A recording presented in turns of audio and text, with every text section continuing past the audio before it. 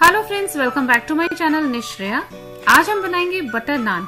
इसे हम बनाएंगे बिना तंदूर के तवे पर, और तवे पर नान को बनाना बहुत आसान है। तो चलिए बटर नान तवे पे बनाना शुरू करते हैं। इसके लिए हमने ली है 2 कप मैदा की हम बीच में जगह करेंगे और इसमें डालेंगे 1/4 कप दही, 3/4 चम्मच नमक, 1/4 चम्मच बेकिंग सोडा, 1 टेबलस्पून ऑयल और आधी चम्मच चीनी।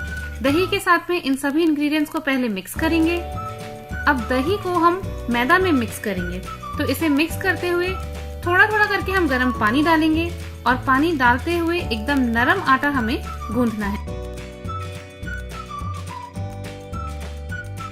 जब आटा लग जाएगा तो इसे हम 10 मिनट तक और अच्छी तरह से गूंदेंगे। जरूरत लगे तो थोड़ा सा ऑयल हाथ में लगा सकते हैं और इसको 10 मिनट तक बहुत अच्छी तरह से हमें गूंदना है। जब आटा बहुत अच्छे से स्मूथ हो जाएगा तो इसके ऊपर हम थोड़ा सा ऑयल लगाएंगे और इसको एक बर्तन में रखेंगे ढक करके 3 से 4 घंटे के लिए किसी भी गर्म जगह पर।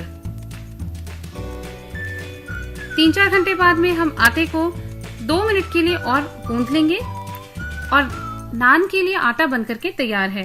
अब हम नान बनाएंगे तो इसके लिए हम लोई तोड़ेंगे।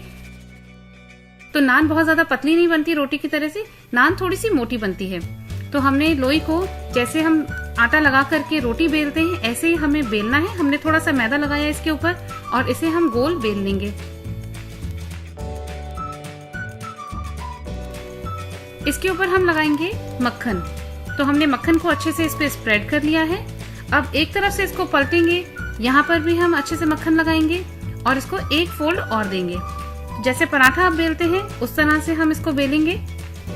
और दूसरी तरफ हमने तवे को गर्म होने के लिए रख दिया है। हाई फ्लेम पे हम तवे को गर्म कर रहे हैं। जब नान बिल जाएगी तो इस पर हम एक तरफ पानी लगाएंगे और अब नान को तवे के ऊपर डालेंगे। पानी वाली तरफ जिस पर हमने पानी लगाया वो साइड नीचे की तरफ होगी। एक तरफ से नान अच्छे से सिक जाएगी तो हम तवे को हैंडल पकड़ करके तवे को उल्टा करेंगे। तो दूसरी तरफ भी हम फ्लेम की तरफ है, वो साइड भी अच्छे से सिकनी शुरू हो जाएगी।